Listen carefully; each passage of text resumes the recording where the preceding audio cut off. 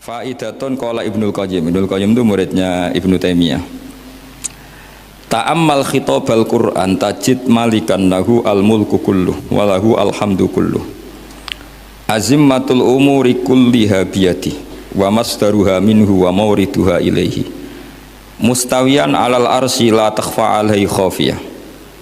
Min aqtari mamlakatihi aliman bima fi nufusi abidihi. Muttali'an ala asrarihim wa ala niyatihim munfaridun bitadbiril malakah yasma'u wa yara wa yu'ti wa yamna wa yuthibu wa yu'aqib wa yukrim. Jadi begini maksudnya, khitab itu otoritas dari minal a'la ilal adna, dari yang lebih kuat ke yang lebih bawah, itu namanya khitab. Kemudian harusnya kita semua sebagai manusia itu sebenarnya orang yang tidak sah memberi khitab, memberi perintah. Karena kita sendiri tidak berstatus khalik, pencipta. Jadi misalnya gini, saya janji sama sampean besok datang ke saya, kamu tak kasih uang. Besok saja saya tidak mesti hidup. Jadi janji itu sudah salah, besok saja saya tidak mesti hidup. Kalaupun hidup saja uang saya terbakar atau dicuri orang. Maka di sini dibutuhkan otoritas khitab, harus diberikan zat yang punya otoritas penuh, yaitu zat yang nggak akan mati, yang nggak akan lumpuh, yang nggak akan mengalami satu gangguan sosial. Sebab itu dalam pandangan ulama tafsir itu punya akibat, saya ulang lagi, punya akibat bahwa hanya Allah yang berhak memberi apa? Khitab. Sehingga saking kerennya Allah itu bisa khitabun lil ma'dum. Ini di sini nanti ada contohnya. Sesuatu yang nggak ada kemudian Allah bilang kun menjadi ada. Sehingga Allah itu nggak bisa dibantah, nggak bisa ditentang, karena bisa apa saja. Karena asbabul qudrah adalah al-khalqu. Kalau dalam ilmu tafsir, kalau sampean dalam ilmu manusia kan gini, sebabnya melihat itu mata. Kalau dalam ilmu tafsir enggak, yang bisa menjadikan Anda melihat itu menciptakan.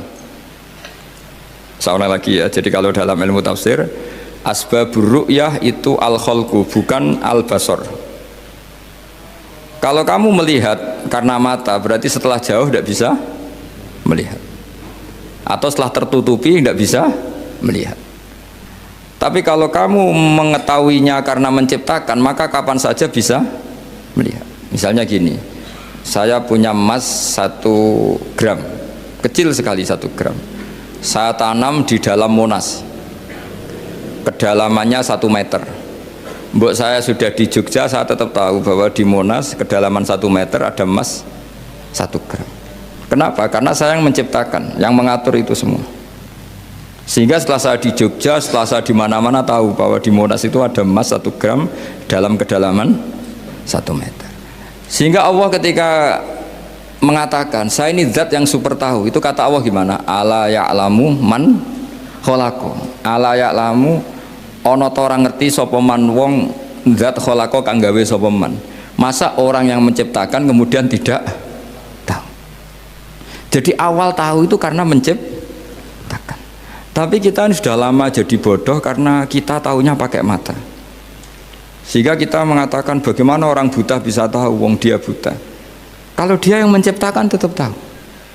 Tadi misalnya orang buta di kamar mandinya masang paku atau masang apa, dia tahu kalau di kamar mandi saya ada paku. Kenapa kok tahu? Karena yang masang saya.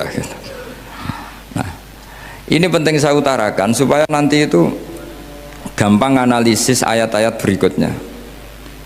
Otoritas itu, otoritas khitab itu harus diciptakan dulu. Nah, baru setelah punya otoritas, saya ulang lagi, baru punya hak khitab. Nah sekarang enggak, para raja, para presiden, para dosen, para kiai itu sering melancarkan khitab, sementara dia enggak menguasai apa yang akan terjadi. Makanya Allah mengkritik kabura maktan indawahi antaqulu ma la tafalun. Itu salah besar ketika kamu seakan-akan memegang otoritas pada sesuatu yang sebenarnya kamu tuh enggak pernah melakukan, enggak pernah ikut menciptakan. Misalnya cong kowe nak nurut aku sebenarnya mesti uripmu kepenak. Otoritas itu dari siapa coba? Urip kepenak ya di luar wilayah kita, kehidupan besok juga di luar wilayah kita. Sampai kita kalau mau ke kuburan itu panduannya Nabi gimana kalau berdoa? Apa? Assalamualaikum daro qaumim mukminin wa inna insyaallahu bikum lahikun. Salam untuk kalian semua dan kita insya Allah suatu saat akan bertemu, insya Allah. Padahal mati itu adalah satu keharusan. Tapi kalau yang di kuburan itu orang mukmin, kita tidak ketemu lagi sama mereka jika kita mati kafir, karena nanti tempatnya beda. Yang satu alamatnya surga, yang satu alamatnya neraka. Maka kata ulama, kata insya Allah di situ adalah kita masih berharap mati dengan status yang sama, sehingga bisa ketemu. Jadi itu artinya gini, di selain Allah itu bilang janji, bilang khitab itu nggak sah. Dulu kan Nabi Muhammad SAW itu saking yakinnya setiap problem itu ada malaikat Jibril datang, saking yakinnya. Suatu saat ada orang Yahudi tanya, Muhammad kalau kamu Nabi betul, beritahu kami tentang Dzulqarnain, beritahu kami tentang Ruh, beritahu kami tentang Luqman Al-Hakim. Nabi karena reputasi hariannya dipandu Jibril bilang, ya sudah besok datang lagi ke sini tak jawab. Ternyata Jibril nggak datang, padahal semua ditunggu lama nggak datang sampai utusan. Padahal yang tanya orang Yahudi yang sukanya bully Nabi, lama nggak datang. Lama-lama protes, Jibril ini gimana, saya dalam keadaan tertekan malah tidak datang. Datang Jibril dengan tanda kutip nyalahkan, yaitu ada ayat wala taqulanna li syai'in inni fa'ilun dzalika ghadan illa ayasha. Jangan katakan besok bisa melakukan sesuatu tanpa mensandarkan itu semua kepada kekuasaannya Allah Subhanahu wa taala. Akhirnya semenjak itu Nabi mensyariatkan kalau kamu janji harus mengatakan insya Allah.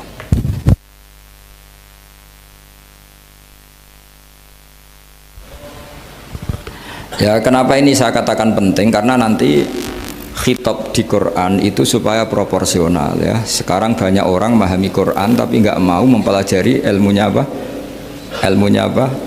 Quran. Termasuk ilmunya Quran tadi ya, ada 3 ingat ya. Khitabun lin nabi itu bisa saja khitabun li ummati. Yaitu dalam kasus-kasus yang Nabi tidak ngalami kasus itu tapi yang ngalami umatnya. Nah, kenapa khitabnya tetap kepada Nabi? Karena yang bisa komunikasi dengan Allah itu hanya Nabi. Makanya bisa dilihat di ya ayyuhan nabiyyu itu mufrad mudzakkar. Nabi Muhammad itu satu orang yang berstatus lelaki. Kemudian idza talaqtum itu kalian semua. Harusnya kan kamu, karena dari satu orang ke satu orang. Tapi ini enggak. Wahai Nabi, jika kalian umatmu gitu. Jadi karena yang alami tolak itu umatnya. Terus kedua khitabun lin nabi, dan yang dimaksud itu memang Nabi, kayak sholat tahajud. Sholat tahajud itu sholat yang memang untuk Nabi. Karena tahajud yang menjadikan punya hak syafaat itu hanya Nabi. Sehingga ngendikane ulama, Nabi itu wajib tahajud, tapi kalau umatnya hanya sunat tahajud. Jadi Nabi itu termasuk ya kelebihannya sekaligus bebannya wajib apa? Tahajud. Tapi bagi umatnya sunat. Kenapa? Karena Nabi ingin sekali punya hak syafaat. Kemudian sama Allah diberi instruksi, diberi syarat wa minal laili fatahajjat bihi nafilatallak asa ayyab'atsaka rabbuka maqama mahmuda. Muhammad, kalau malam kamu harus tahajud supaya kamu nanti diberi hak syafaat. Itu kalau umatnya tahajud nggak boleh sampai diteruskan ayat-ayat sa'ayat asuka, karena kamu tidak punya hak syafaat. Disyafaati saja tidak mesti. tapi Nabi harus tahajud supaya punya hak apa? Dan perlu dicatat syafaat itu hadisnya sahih semua, di Bukhari ada, di Muslim ada. Cuma orang berlebihan cara menolak syafaat atau mengimani syafaat. Ada yang berlebihan ngimani sampai tidak pernah ngamal baik, mentang-mentang nanti dapat syafaatnya Kanjeng Nabi. Ada yang nggak percaya syafaat. Itu ya kebablasan juga, padahal itu ada di hadis sahih semua cerita syafaat. Itu khitabun Nabi, dan yang dimaksud memang Nabi. Sehingga umatnya tidak wajib tahajud tapi Nabi wajib tahajud. Terus ketiga, khitabun lin Nabi sekaligus khitabun li ummati. Itu yang dimaksud di hadis Arba'in Nawawiyah, wa inna wa ta'ala amaral mursalin bima amaral bil mu'minin, atau dibalik amaral mu'minin bima amaral bil mursalin, dibolak-balik sama. Yaitu para nabi ya dikhitabi memakan sesuatu yang thayyibat, para orang mukmin juga kena khitab memakan sesuatu yang apa? Thayyibat. Ini sama. Jadi ya ini ada 3 berarti ya, khitabun lin nabi, tapi yang dimaksud umatnya, khitabun lin nabi yang dimaksud adalah nabi saja. Terus ketiga, khitabun lin nabi yang dimaksud plus umatnya. Nah, kajian seperti ini penting.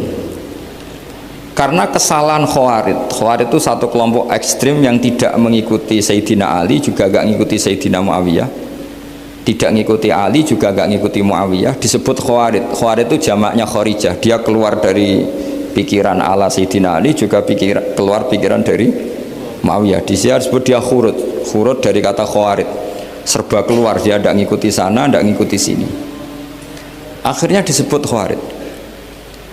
Nah, Khawarij itu orang yang berpikir sesuai kritik yang dilakukan Quran, tapi mereka lupa bahwa yang punya otoritas kritik itu Allah. Karena yang kalau boleh sama-sama terganggu, kerajaannya itu hanya Allah. Gini, saya beri contoh ya. Yang punya hak ketika sepeda motor saya kamu pakai, yang punya hak menentukan itu gasap apa pinjam itu saya apa orang lain?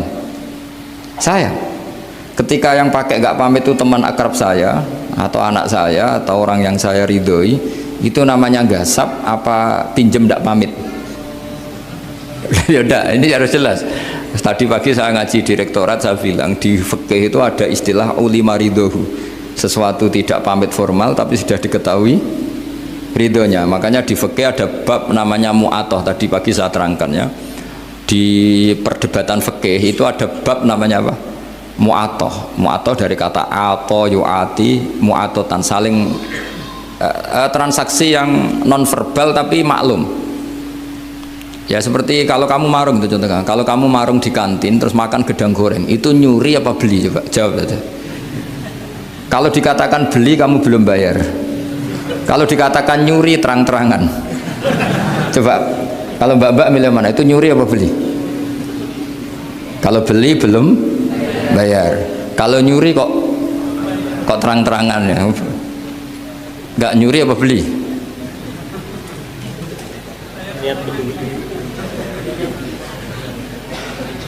Jadi ada gedang goreng di warung, kamu datang langsung makan, ada kerupuk dimakan, ada telur asin dimakan, itu nyuri apa beli?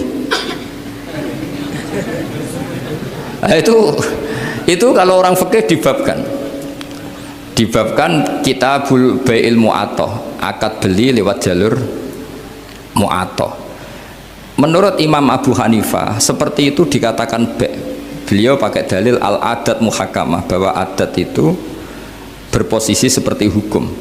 Karena posisi di warung, maka ngambil di situ dianggap memulai akad jual beli. Tapi karena ini sesuatu yang potensi masalah, Imam Syafi'i mengatakan itu enggak baik, enggak sah. Karena nanti kalau asumsi kamu gedang goreng itu 1.000, ternyata diregani 5.000 kan mangkel. Nah itu resikonya di situ, ya kan? Tapi kalau misalnya itu dikatakan, makanya Imam Syafi'i mengatakan itu profesional. Itu namanya ghormu. Ketika Anda bayar 5.000 itu namanya tebusan kesalahan. Jadi Imam Syafi'i melihat itu tidak jual beli, tapi tebusan kesalahan. Sehingga kalau saya jadi hakim, misalnya pembeli bilang asumsi saya 1.000 Gus, terus kata baik, kata penjual enggak Gus itu tak jual 5.000, saya harus memenangkan baik. Memenangkan siapa? Penjual. Karena penjual adalah pemilik gedang goreng itu, dan posisi yang makan adalah perusak barang orang lain. Gitu. Sehingga dimenangkan penjual, ya dimenangkan penjual. Kenapa dimenangkan? Karena cara berpikir fikih, karena dia yang punya otoritas itu, punya otoritas kepemilikan. Itu dalam fikih madzhab apa? Syafi'i.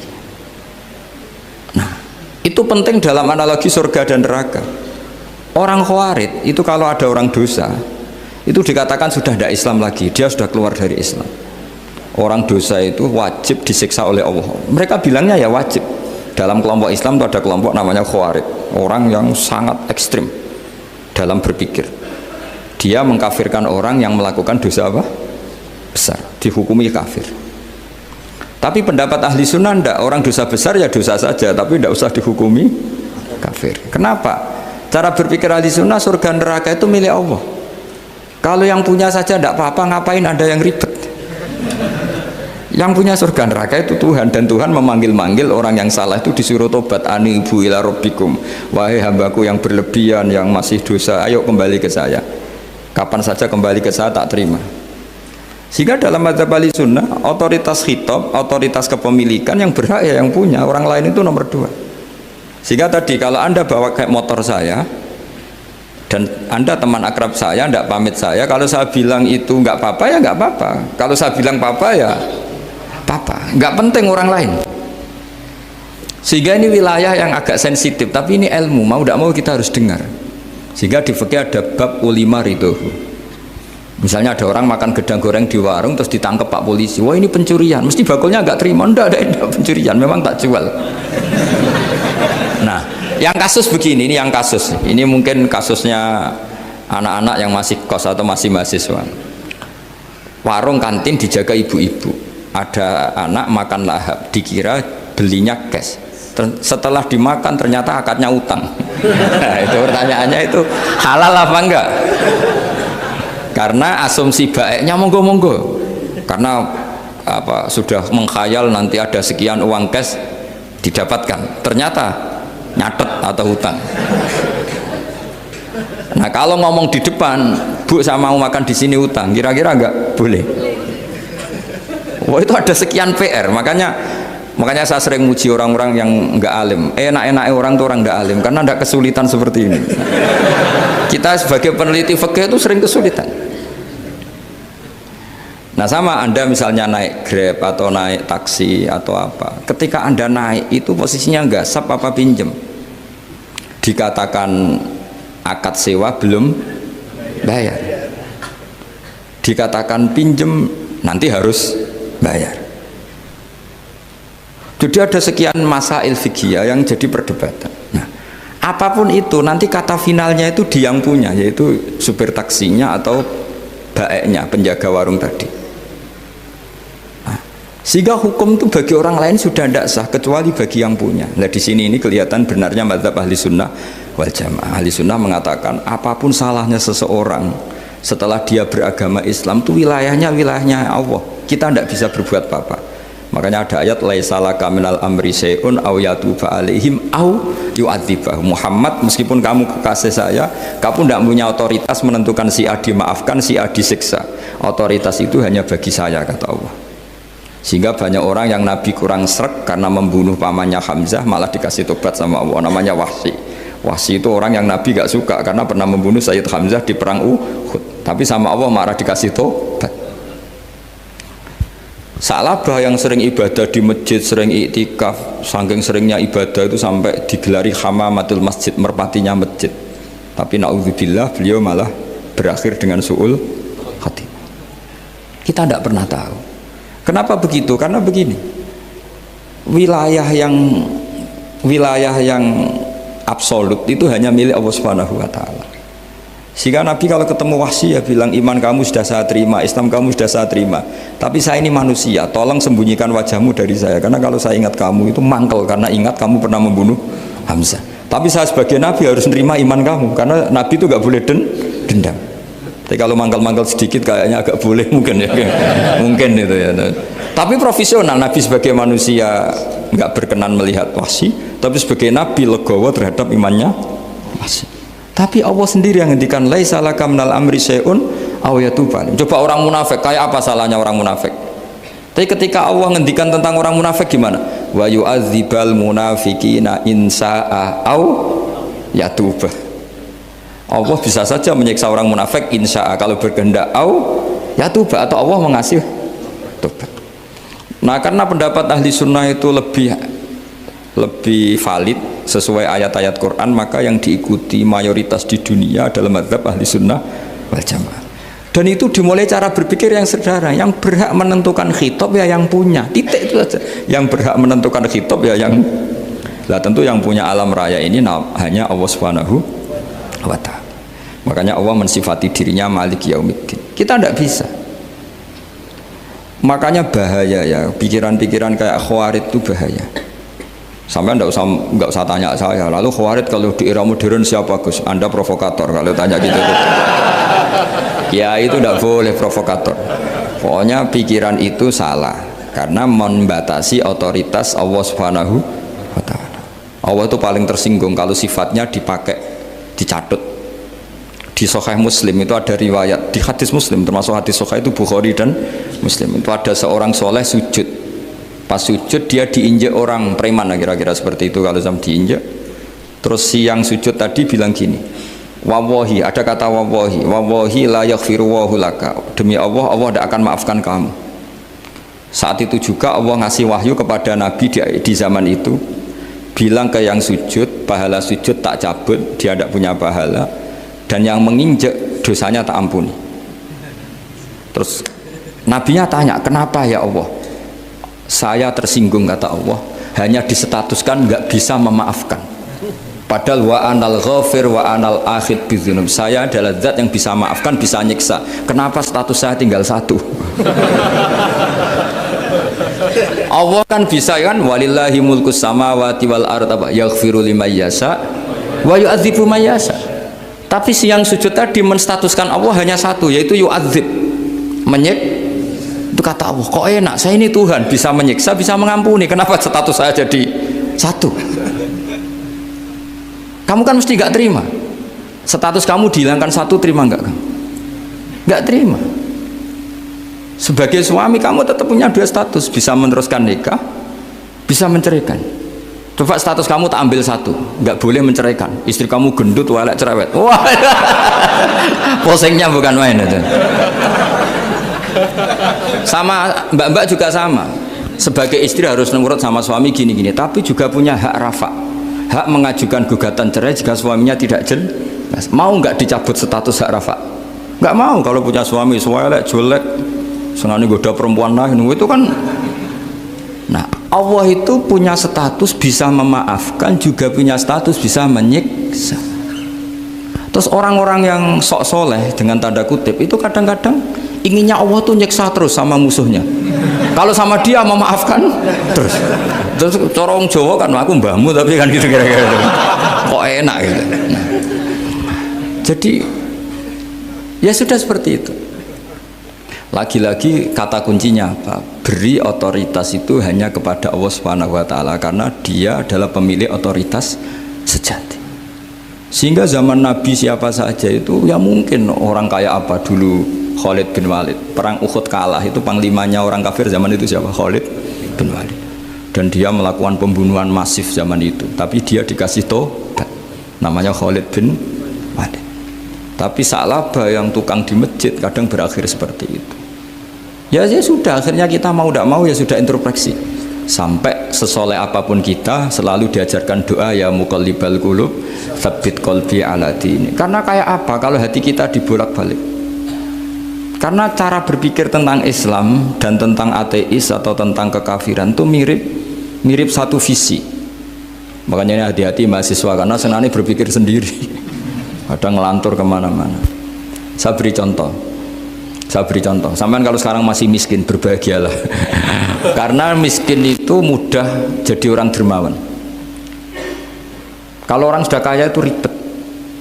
Coba misalnya sampean jadi santri saya, tak contohkan. Biasanya santri kalau sama kiainya akan loyal. Kamu miskin punya ayam 2, tak minta 1 boleh enggak? Boleh, padahal itu 50%. Ya.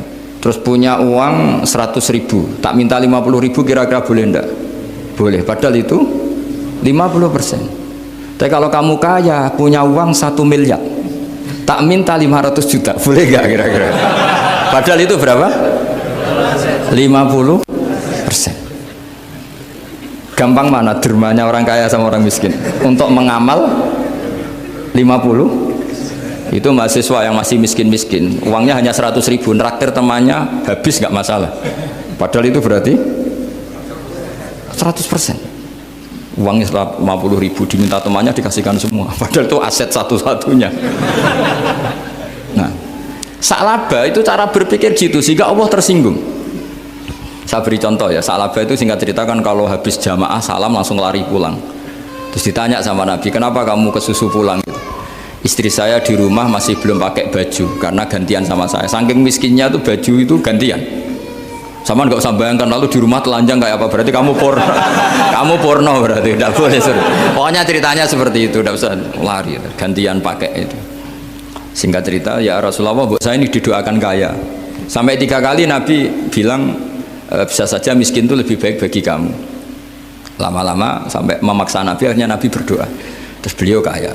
Dan Sa'labah agak salah, dia nggak minta paket kaya barokah, tapi mintanya kaya saja, diturutin kaya.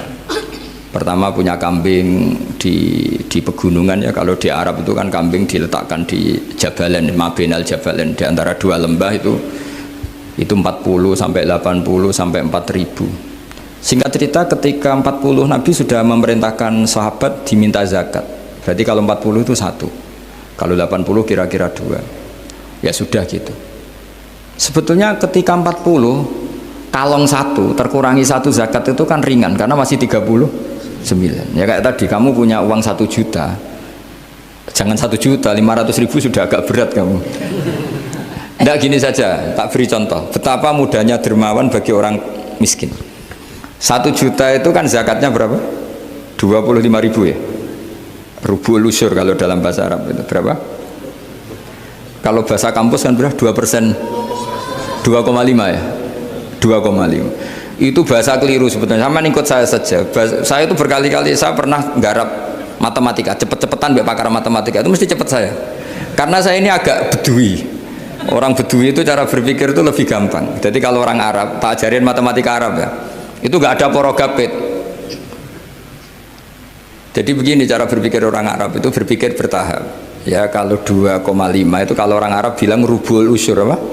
Rubul usyur, 1/4 dari 1/10. Jadi kalau orang Arab berpikir bertahap. Jadi misalnya 1 juta, 1/10-nya berapa? 100.000. Terus 1/4-nya berapa? 25.000. Jadi disebut rubul usyur, 1/4 dari 1/10. Jadi 1 miliar, cari 1/10-nya dulu 100 juta. Terus 1/4-nya, sehingga nggak usah porogapit ruwet. Jadi orang Arab kalau bilang 1/10 sama 1/20 itu tidak bisa, karena nanti dadak porogapit. Orang Arab bilang al usyur atau nisful usyur. Misalnya zakatnya apa itu zuruk, berarti 100, 1/10-nya berapa? 10. Terus orang Arab kalau misalnya pertanian kamu biayai zakatnya 1/20, orang Arab bilang bukan 1/20, nisful usyur. Berarti berapa? 100, usurnya 10, separuhnya 1/10, berarti 5. Lah 5 ini bahasa kamu apa? 1/20. Ya, bahasa orang kampus 5 kan 1/20. Kalau 10 1/10. Kalau orang Arab bilang apa? Usyur atau nisful. Kan gampang gitu. Ya saya ulang lagi ya, berarti kalau 1/10-nya 1 juta, usurnya berapa? 100. Nisful usur 50. Ya, gampang mana matematika Arab sama matematika ini sama? Daripada sama gak porogaf itu pusing saya lihat itu. Ya sudah gitu aja, pokoknya diusurkan semua. Orang Arab kalau bilang tuh diusurkan semua, berarti 1 juta. Misalnya zakat mal kan 2,5, berarti 1 juta usur dulu, berarti 100.000. Lah zakatnya itu rubul usur, 1/4 dari 1/10. Ya di 1/10 dulu, berarti 100. Habis itu rubul usur, 1/4 dari 1/10, berarti ya, jadi gampang saja. 1 juta tulis saja langsung 100.000 usur, terus 1/4-nya 25. Gampang mana? Gampang lagi pakai kalkulator. Nah sekarang begini, kira-kira kalau kamu punya uang 1 juta diminta zakat 25.000, enteng nggak? Enteng. Biasa kan kita punya uang 1 juta naktir teman sampai habis 100.000, 200, enteng. Tapi kalau sudah 10 juta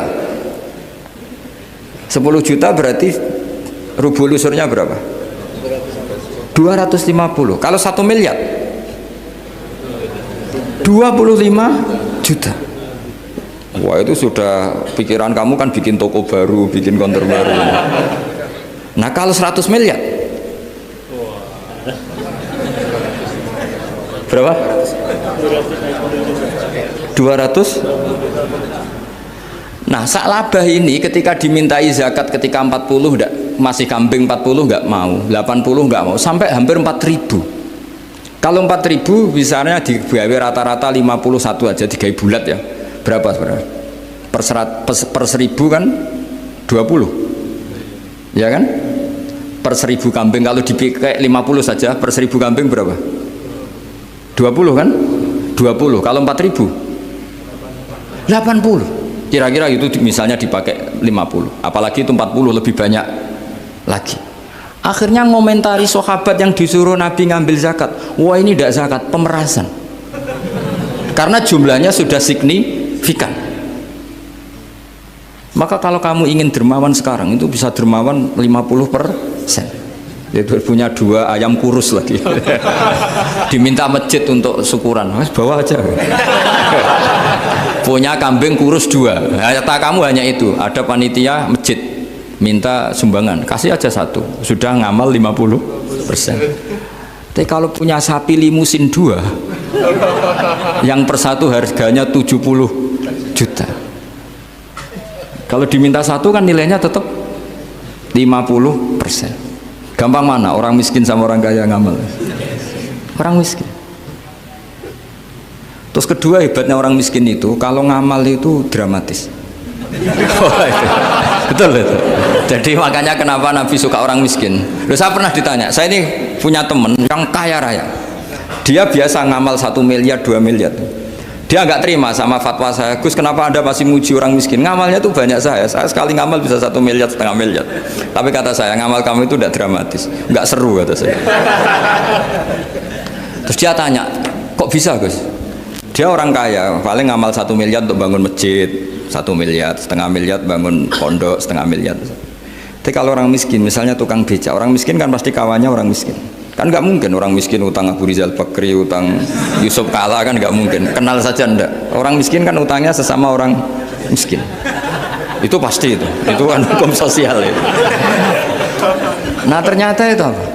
Hari itu anaknya ndak makan, hari itu istrinya mau kelahiran. Utang sesama miskin, diutangi 50.000. Tapi uang ini dramatis, kalau hari itu nggak makan mati. Artinya apa? Ada orang amal 1 miliar untuk bangunan, kadang aksesoris, yang satu ngutangi 50.000 tapi taruhannya nyawa. Nah sekarang menyelamatkan nyawa sama bangunan keren mana? Maka berbahagialah orang miskin, karena komunitas mereka ini utang piutang urusan apa? Nyawa. Jadi ini lebih dramatis ya, lebih dramatis, lebih keren. Loh, makanya utang piutang orang miskin itu paling diabadikan Quran karena lebih keren, lebih keren. Karena nyawa apa? Loh, saya ini kan termasuk kecil sudah kiai agak keren, sudah kiai agak mapan. Itu kalau orang-orang kaya nawarin saya paling, Gus nggak ganti mobil, nggak ganti aksesoris mobil itu nggak keren. Al-Nadikan tetap ngamal pun nggak keren. Tapi kalau orang miskin, saya sering kan dengar cerita mereka orang itu ngeri. Kayak cerita yang diabadikan Quran itu, wa yu'thiruna ala anfusihim wa kana bihim khassasah. Itu Nabi ngumumkan, saya punya tamu tapi hari ini saya tidak bisa hormat tamu. Ada sahabat yang usul, saya ya Rasulullah, perlu dicatat dulu di Arab tuh nggak ada warung, nggak ada GoFood, nggak bisa kamu pesen online terus, wah nih nanti delivery gitu nggak bisa. Nah terus akhirnya datang ke rumahnya, datang istri saya, ada makanan tidak ada hanya untuk jatahnya bayi. Terus ya sudah, bayinya kamu tidurkan supaya jatah itu dimakan tamunya Rasulullah. Tapi kan jatahnya orang satu, tamunya kan malu kalau nggak ada yang nemanin. Terus ya sudah, lampunya dimatiin, pura-pura kamu nemanin. Wos yang satu ya ada piring sama sendok, pura-pura nemanin, yang satu makan betul. Itu diabadikan Quran. Karena apa? Dramatis gitu.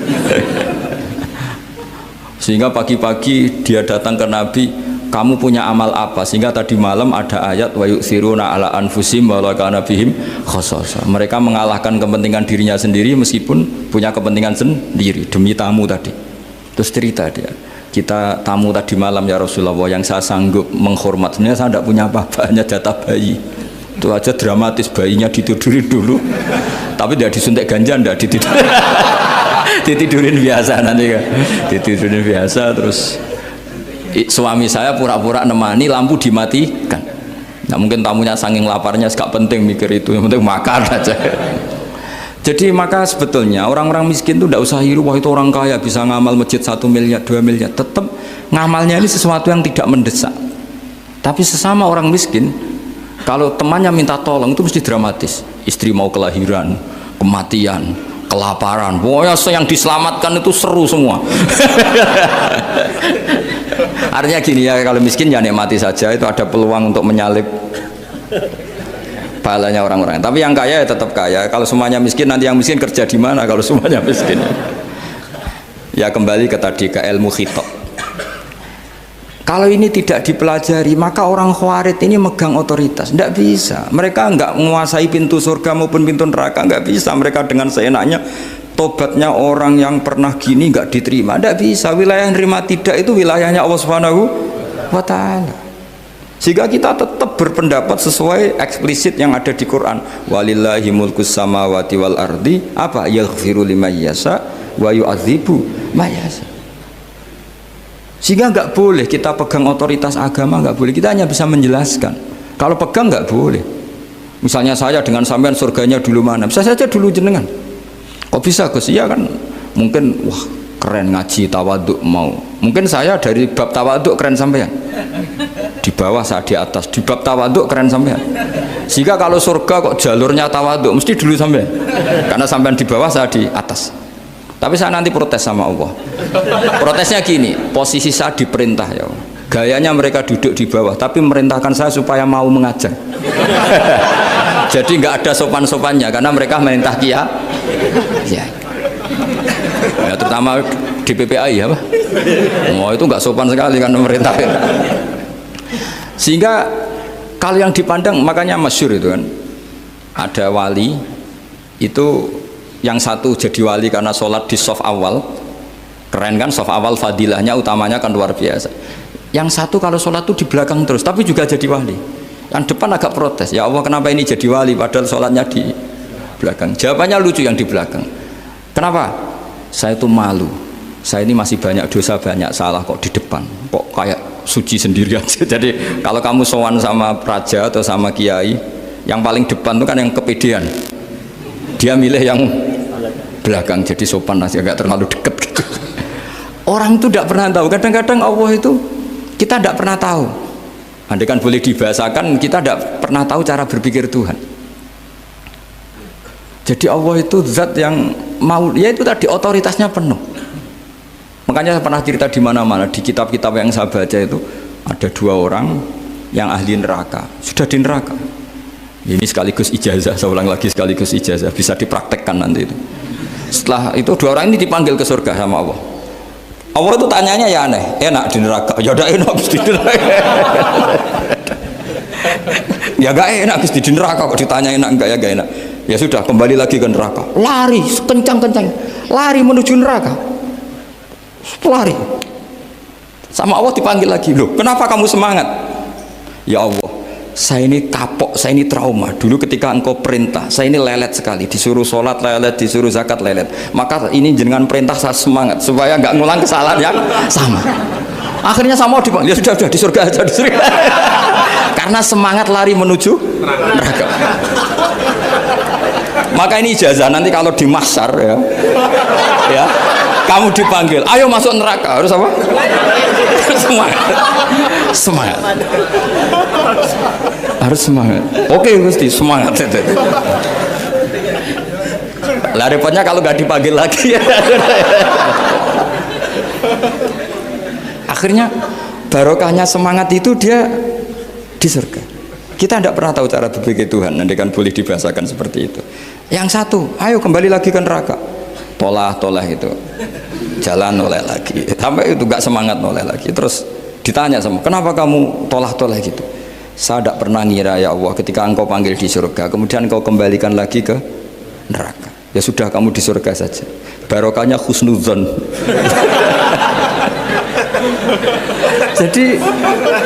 jadi Tuhan itu unik. Makanya dalam tradisi ulama itu ad-dinu ar-riwayah, agama itu riwayat. Sebagian diredaksikan inna hadzal ilma dinun fanzuru amman ta'khuduna dinakum. Agama ini, ilmu ini agama, maka lihat riwayatnya. Karena kita tidak pernah tahu cara berpikir Tuhan. Kita harus mengikuti riwayat yang diutarakan Rasulullah SAW. Karena kita tidak pernah tahu. Kayak tadi ada orang diinjek, kita mesti kan terprovokasi ingin bela yang sujud menyalahkan yang injek. Tapi ketika yang sujud mencatut nama Tuhan, Allah tidak akan memaafkan kamu. Itu Tuhan tersinggung karena sifatnya direduksi satu, diambil satu, disembunyikan satu.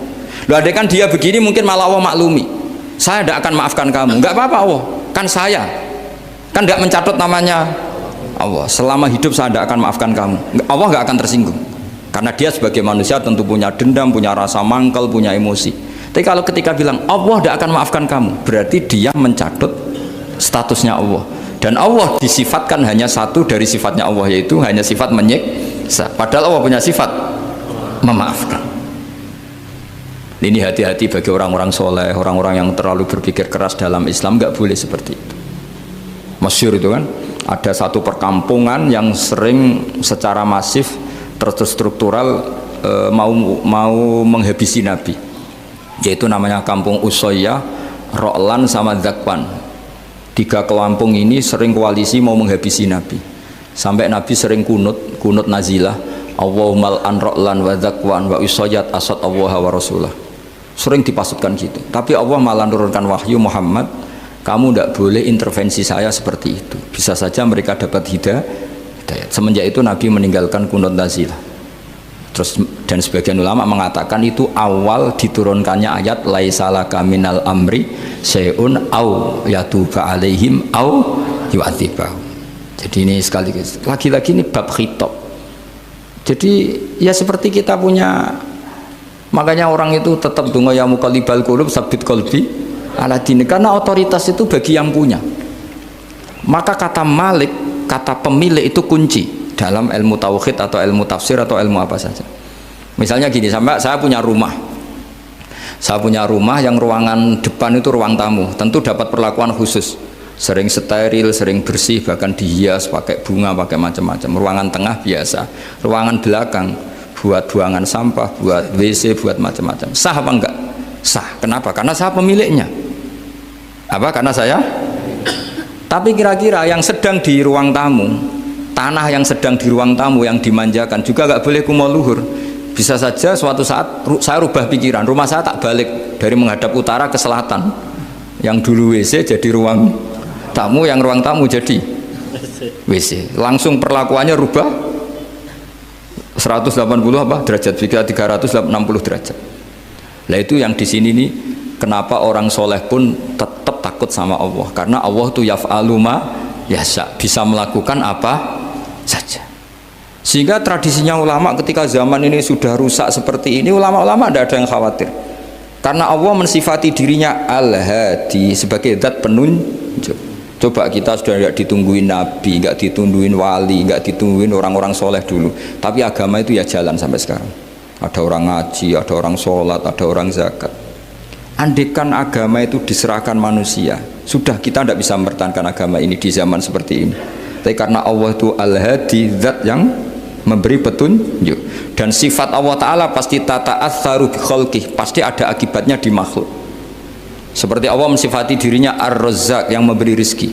Buat zaman buyut-buyut perang dijajah Belanda ya tetap makan, ya tetap kawin. Kadang istrinya banyak, padahal zaman jajan Belanda. Kita nggak dijajah aja susah. Dulu itu babah kamu istrinya 1 atau 2, buyut-buyut kamu banyak yang 2, padahal miskin. Karena Allah mensifati dirinya ar-razzaq. Buat keadaan kayak apa orang tetap dapat rizki. Begitu juga Allah mensifati dirinya al-hadi. Buat keadaan dunia rusak kayak apa tetap ada yang dapat hidayah.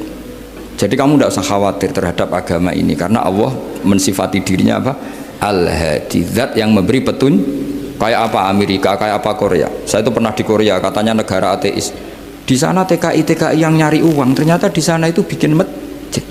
Coba kalau Allah menghendaki, di Korea ada masjid. Karena bikin masjid nggak boleh, kalau nyewa boleh. Jadi Korea itu ada satu aturan kayak di Jepang, kayak di umumnya negara maju. Yang sudah fungsi sosial itu tetap sosial, nggak boleh menambah yang baru. Jadi kalau dari gereja dibeli masjid boleh, tapi kalau tanah lapang dipakai masjid nggak boleh karena ngurangi tanah. Tapi kalau dari gereja jadi masjid boleh, dari bar untuk masjid boleh, dari pantai asuhan jadi masjid boleh. Pokoknya yang fungsi sosial. Saya pernah ngaji di masjid itu bawahnya bar, atasnya gereja, atasnya lagi masjid. Kadang ya balik masjid dulu, bar, baru gereja. Karena memang yang sudah kawasan sosial ya kawasan publik ya untuk publik. Kita tidak pernah mengira kalau di sana ada tauhid. Tapi Allah itu Al-Hadi, apa? Allah itu Al-Hadi. Sehingga ya delala ada orang Indonesia kerja di sana, terus nuraninya tersiksa kalau tidak ada tempat sujud. Akhirnya mereka urunan bikin masjid. Itu banyak yang santri saya sering ngaji saya. Ya saya ulang lagi ya. Jadi cara mikir khitab sama Allah gitu dulu ya. Enggak boleh kamu berpikir khawarid yang membatasi kekuasaan atau hidayatnya Allah Subhanahu wa ta'ala. Karena kita tidak pernah tahu. Sa'labah ngomong gitu itu masalah besar. Karena mengatakan kekasihnya Allah itu pemungli. Karena tadi, wah ini tidak zakat lagi tapi apa? Pungli. Ini apa? Pemerasan. Karena tadi jumlahnya sudah sekitar 4.000, zakatnya kan banyak sekali. Makanya saya mohon, saya model di UI itu setuju kalau zakatnya dimulai dari kecil lebih ringan. Misalnya kita gaji 1 juta dipotong 25.000 kan ringan. Tapi kalau gaji kamu 1 miliar kan mendingan untuk bayar supir, buat yang jaga gudang, kan mesti pikir aja sudah macam-macam daripada dipakai zakat. Ya, jadi diantara menganalisis Quran adalah apa? Dudukkan Allah sebagai malikul umur kulliha, yang menguasai semua urusan. Tapi kalau kita apapun hebatnya hanya sebagai ulama, hanya sebagai mufti, hanya sebagai kiai, itu tidak punya otoritas. Sehingga misalnya banyak kan, misalnya anak yang kita cintai, kita modali malah bangkrut, yang tidak kita modali malah kaya, karena urusan tidak di tangan kita tapi di tangan Allah Subhanahu wa ta'ala. Masjid juga gitu. Masjid yang dikelola secara sehat, ramai jamaahnya gini-gini, itu dikelola oleh manajemen. Ada masjid yang kelihatannya sepi, jamaahnya ya sedikit apa, tapi kadang-kadang diridhoni Allah. Kenapa? Karena masjid itu nggak menjadi problem sosial bagi komunitasnya. Saya beri contoh, masjid ramai tentu baik, nggak perlu saya ceritakan. Karena masjid ramai itu ya mesti baik. Masjid yang banyak jamaahnya tentu baik, itu nggak usah dibicarakan. Tapi ada beberapa masjid yang sepi, tapi Allah itu suka. Kenapa? Karena lembaga agama itu nggak boleh mengganggu sistem sosial. Jadi kita tidak pernah tahu cara berpikir Nabi. Yaitu banyak kan sahabat habis sholat duhur ba'diyah di masjid, qobliyah di masjid. Apa kata Nabi? La taj'alu buyutakum kuburan, cung nak apik aja mbok entek-entekno ning masjid. Omam ya bagai keapian. Rumah kamu jangan jadikan kuburan. Jadi sholat sunatnya di masjid, ba'diyahnya di masjid. Pulang-pulang tanya, "Mah, makannya di mana?" Terus marah-marah karena kurang disediakan makanan. Kan lucu kan? Di masjid qobliyah, ba'diyah, pulang-pulang tanya apa? Makanan. Tersinggung lagi kalau belum disediakan. Akhirnya apa? Anak-anak kita yang kecil kenangan melihat bapaknya itu apa? Bapak itu orang yang kalau dari masjid tanya makanan dan marah kalau tidak kesampaian. Coba kalau kamu datang dari masjid sholat, kenangan anak kamu apa? Bapak itu orang yang kalau datang dari pergi sholat. Sehingga kenangan anak-anak kita ini melihat kita sholat sujud di rumah. Sehingga Nabi membahasakan apa? Jangan jadikan rumah kamu sebagai kuburan, kasih jatah sholat. Sehingga ulama mengatakan jamaah itu paling baik itu di masjid untuk jamaah fardu. Untuk sholat sunat beberapa malah sebaiknya di rumah. Sehingga saya ini sebagai kiai ya sering bingung. Bingungnya kadang ada orang terlalu overacting, ingin masjidnya ramai sehat. Yang satu enggak. Saya ini sering dipamiti. Ya saya akhirnya bingung. Bingungnya ya barokahnya ngalim itu bingung. Kalau nggak ngalim malah nggak bingung. Karena ya sudah harus gitu. Sampai tak beritahu ya. Nabi awal ngendikan itu ju'ilat lanal ardu kulluha masjidan. Semua tanah Allah itu hakikatnya masjid. Apalagi ini rumah kita. Anak kita biar menyaksikan saat kita sujud, saat kita baca Quran, saat kita ngaji. Kalau semua ini di masjid, kemudian Anda di rumah taunya makanan, menuntut ngopi, menuntut kenangan di keluarga kita kurang baik. Makanya Nabi membahasakan apa? La taj'alu buyutakum kuburon. Jangan jadikan rumah kamu sebagai kuburan. Apalagi ada pepatah lagi, al ummu madrasatul ula, ibu adalah madrasah pertama. Coba kalau kita ngajarin Quran di rumah, ya tentu masjid ya tetap ada kegiatan, tapi jangan sampai mematikan rumah. Sehingga kita sebagai ulama itu ada masjid rame ya seneng, ada masjid setengah rame ya nggak apa-apa, asal efeknya menyebar ke masyarakat. Jadi ramenya masjid ya baik, tidak rame kalau yang rame ibadah di rumah-rumah juga baik. Maka dulu zaman Nabi Musa malah istilahnya waj'alu buyutakum qiblata wa aqimus sholat. Jadikan rumah kamu sebagai kiblat, sebagai tempat ibadah. Coba kenangannya Nabi kalau sholat malam itu di rumah apa di masjid? Di rumah, sehingga Aisyah punya kenangan sampai hatta waromat kodamau, sehingga kakinya Nabi bengkak. Dan Nabi alami saja. Kamu kira Nabi sholat punya kayak anak-anak sekarang kan yang kayak ada ruang sholat, ternyata hanya dipasang sajadah sama tasbih, nggak pernah dipakai. Kalau Nabi enggak, yang dipakai Sayyidah Aisyah itu ya tempat sholat, sehingga kata Aisyah, Nabi itu sholat di tempat tidur saya. Kalau Nabi sedang berdiri, kakiku tak selonjorkan. Kalau Nabi sujud, kakiku tak ingkretkan. Ya di tempat Sayyidah Aisyah tidur itu Nabi sholat. Pas berdiri kan berdirinya Nabi lama, Aisyah selonjor. Pas Nabi mau sujud, kakinya diingkretkan. Segampang itu Nabi. Akhirnya apa? Kenangannya Aisyah sebagai istri itu doa-doa tahajud, doa-doa. Coba kalau Nabi tahajudnya di masjid, Sayyidah Aisyah tidak punya kenangan doa-doa apa? Sehingga kita harus ngikuti ngaji. Kalau nuruti teori ya sholat itu ibadah, sebaiknya kalau ibadah ya di tempat ibadah. Tidak seperti itu cara pandang. Kata Nabi, semua buminya Allah adalah saksi kita ketika ketemu Allah. Semakin saksi itu banyak, maka semakin baik. Maka kalau sholat sunat, kesunatannya itu pindah-pindah tempat. Tapi ya jangan terlalu habis di sini terus pakai mobil ke sana gitu. Iya, kalau pas di perempatan ada orang cantik nggak jadi diterusin nanti. Tapi ini sama saya cerita ya. Jadi di antara mengkaji Quran itu mengkaji cara Allah membuat khitab. Dan yang kunci semua adalah Allah adalah zat sing otoritatif, malikul umurikul dia, pengendali dari semua. Maka kalau nyifati Allah ya tetap yaghfiru liman yasha wa yu'adzibu mayasa. Jangan pernah mengambil otoritasnya Allah Subhanahu wa ta'ala. Sekian, assalamualaikum warahmatullahi wabarakatuh.